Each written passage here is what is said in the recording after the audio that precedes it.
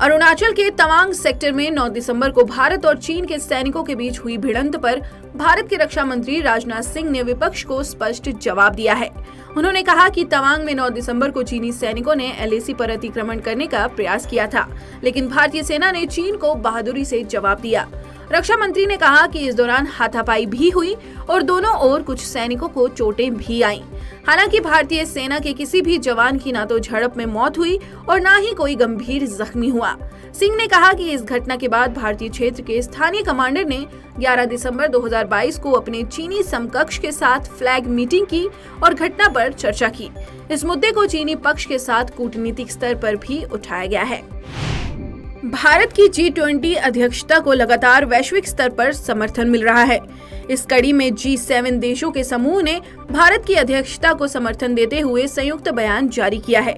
इस बयान में कहा गया है कि G7 देश सभी के लिए एक स्थायी भविष्य का समर्थन करते हैं। जर्मन प्रेसिडेंसी के तहत हम अन्य अंतर्राष्ट्रीय भागीदारों के साथ मिलकर वर्तमान समय की प्रमुख प्रणालीगत चुनौतियों और तत्काल संकट से निपटने के लिए हर स्तर पर तैयार हैं। G7 देशों ने आगे कहा कि हम सभी के लिए एक शांतिपूर्ण, समृद्ध और टिकाऊ भविष्य के पुनर्निर्माण के लिए पूरी तरह से प्रतिबद्ध हैं। बता दें, G20 की अध्यक्षता लेने के बाद पीएम मोदी ने वैश्विक एकता की बात दोहराई थी। भारत चीन के सैनिकों के बीच 9 दिसंबर को तवांग में हुई हिंसक झड़प के बाद मामला काफी गर्मा गया है। कांग्रेस इस मामले को लेकर संसद के दोनों सदनों में चर्चा कराने की मांग कर रही है। ऐसे में गृह मंत्री अमित शाह ने दावा किया कि बीजेपी के शासन में कोई भी भारत की 1 इंच जमीन को भी कब्जे में लेने की हिमाकत नहीं कर सकता है। शाह ने कांग्रेस पर हमला बोलते हुए कहा कि जिस वक्त गलवान में हमारे जवान चीनी सेना के साथ भिड़ रहे थे, तब कांग्रेस के लोग चीनी नेताओं के साथ मिल रहे थे। शाह ने कहा कि वर्ष 2011 में कांग्रेस सरकार ने चीन की धमकी के बाद बॉर्डर पर देम चौक में रोड और आधारभूत ढांचे का निर्माण रोक दिया था। उन्होंने कहा कि कांग्रेस के समय ही चीन ने हजारों किलोमीटर जमीन हमसे हड़प ली।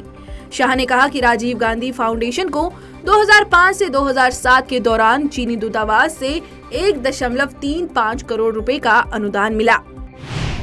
भारत के विदेश मंत्रालय ने बयान जारी करते हुए इस्लामिक सहयोग संगठन यानी कि OIC के महासचिव हिसैन इब्राहिम ताहा की पाकिस्तान अधिकृत कश्मीर यात्रा की कड़ी आलोचना की है।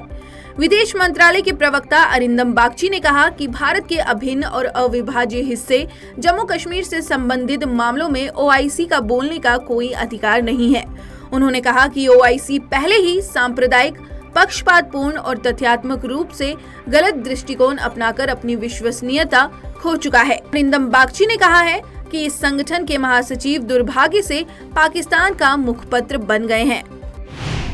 आज मंगलवार को प्रधानमंत्री नरेंद्र मोदी, उपराष्ट्रपति एवं राज्यसभा के सभापति जगदीप धनखड़ और लोकसभा अध्यक्ष ओम बिरला ने 21 वर्ष पहले इसी दिन 2021 में हुए संसद हमले के शहीदों को श्रद्धांजलि अर्पित की। उन्होंने संसद परिसर में शहीदों की तस्वीरों पर माल्यार्पण किया। इस दौरान केंद्रीय गृह मंत्री अमित शाह, रक्षा मंत्री राजनाथ सिंह और कांग्रेस की पूर्व अध्यक्ष सोनिया गांधी भी उपस्थित थीं। बता दें कि 13 दिसंबर 2001 को लश्कर-ए-तैयबा और जैश-ए-मोहम्मद के आतंकवादियों ने संसद परिसर पर घातक हमला किया था। इस आतंकी हमले में पुलिस और सुरक्षा कर्मियों सहित कुल 9 लोग मारे गए थे। मानव अधिकारों के हनन के चलते संयुक्त राज्य अमेरिका ने ईरान पर प्रतिबंध लगाने की घोषणा की है। अमेरिका के राष्ट्रीय सुरक्षा सलाहकार जेक सुलिवन ने कहा कि अमेरिका ने उन लोगों के खिलाफ प्रतिबंधों की घोषणा की है जो मानव अधिकारों के हनन और दमन को अंजाम दे रहे हैं।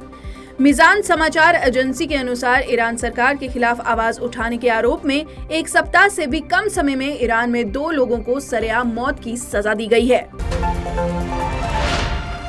आज मंगलवार को उत्तर प्रदेश के मुख्यमंत्री योगी आदित्यनाथ मथुरा दौरे पर पहुंचे। सुबह सबसे पहले श्री कृष्ण जन्म स्थान पर पूजा अर्चना करने के बाद उन्होंने जिले की जनता को 832 करोड़ रुपए की परियोजनाओं की सौगात दी।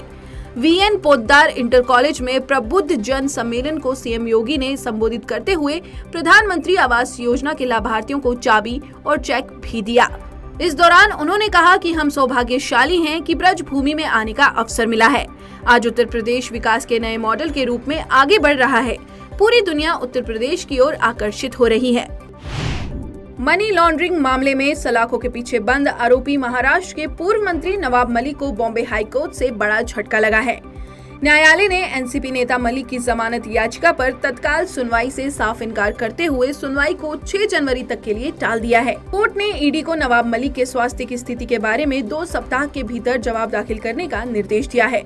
बता दें कि प्रवर्तन निदेशालय ने इस वर्ष फरवरी में नवाब मलिक को भगोड़े गैंगस्टर दाऊद इब्राहिम और उसके सहयोगियों से जुड़े एक भूमि सौदे से संबंधित कथित धन शोधन मामले में पकड़ा था। तब से वे जेल में बंद है।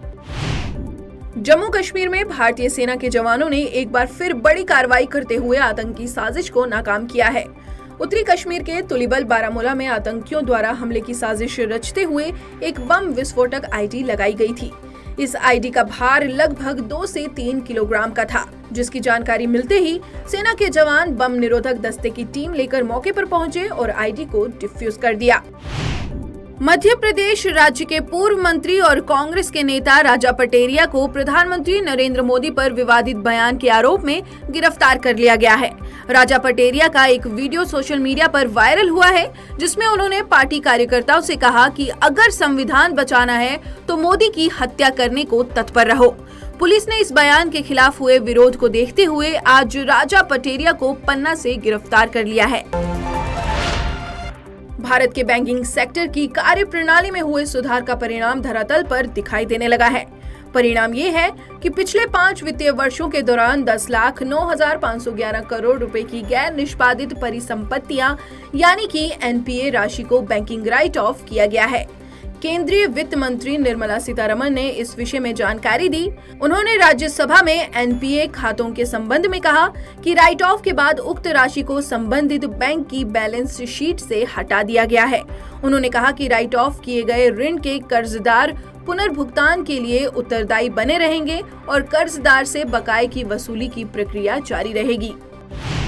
रिजर्व बैंक ऑफ इंडिया यानी कि आरबीआई द्वारा जारी आंकड़ों से बड़ी जानकारी सामने आई है। देश की अर्थव्यवस्था की रीढ़ कहे जाने वाले सूक्ष्म, लघु और मध्यम उद्यमों यानी एमएसएमई को प्रोत्साहित करने के लिए वित्त वर्ष 2022 में व्यावसायिक बैंकों द्वारा दिए जाने वाले ऋण में 24% की बढ़ोतरी दर्ज की गई है। राज्यसभा में एमएसएमई मंत्री नारायण राणे ने एक प्रश्न के उत्तर में आरबीआई के आंकड़े प्रस्तुत किए। इन आंकड़ों के अनुसार इस वित्त वर्ष में 20,11,000 करोड़ रुपए का ऋण 264.67 लाख उद्यमों को दिया गया है। भारतीय रिजर्व बैंक यानी कि आरबीआई द्वारा महंगाई रोकथाम के लिए उठाए गए कदमों की सफलता के परिणाम अब दिखाई देने लगे हैं। इसी कड़ी में देश की खुदरा महंगाई दर नवंबर में 11 महीनों के सबसे निचले स्तर पर आ गई है। राष्ट्रीय सांख्यिकी कार्यालय द्वारा जारी आंकड़ों के अनुसार नवंबर में देश की खुदरा महंगाई दर घटकर 5.88% पर आ गई है। बता दें कि खुदरा पदार्थों की महंगाई दर घटकर 4.67% पर आ गई, जो पिछले महीने 7.1% थी। फीफा विश्व कप के पहले सेमीफाइनल में मंगलवार देर रात अर्जेंटीना का सामना क्रोएशिया से होगा। इस मैच में 2 स्टार खिलाड़ी अपने सपने को पूरा करने के इरादे से उतरेंगे। क्रोएशिया की तरफ से लुका मोड्रिक और अर्जेंटीना की तरफ से लियोनेल मेसी अपना दमखम दिखाएंगे। सभी की निगाहें इन दोनों खिलाड़ियों पर होंगी। फीफा विश्व कप के इतिहास में अर्जेंटीना इस साल लियोनेल मेसी की कप्तानी में अपना 6वां सेमीफाइनल खेलेगा। बता दें कि टूर्नामेंट की शुरुआत में सऊदी अरब से मिली हार के बाद अर्जेंटीना ने वापसी करते हुए जबरदस्त प्रदर्शन किया है। क्वार्टर फाइनल में नीदरलैंड को 4-3 से मात देकर 6ठी बार सेमीफाइनल में पहुंचा है। दर्शकों के दिलों पर राज करने वाली 2009 में आई फिल्म अवतार के दूसरे भाग का भारत के दर्शकों को लंबे समय से इंतजार था। शुक्रवार को सिनेमाघरों में रिलीज होने वाली फिल्म अवतार द वे ऑफ वाटर की भारत में अब तक पहले दिन के लिए बॉक्स ऑफिस पर अग्रिम बुकिंग में 3.5 लाख से अधिक की टिकट बिक चुकी हैं। जेम्स कैमरून निर्देशित फिल्म अवतार 2 भारत में हॉलीवुड फिल्म की सबसे बड़ी ओपनिंग के रिकॉर्ड भी एवेंजर्स एंड गेम को टक्कर दे सकती है।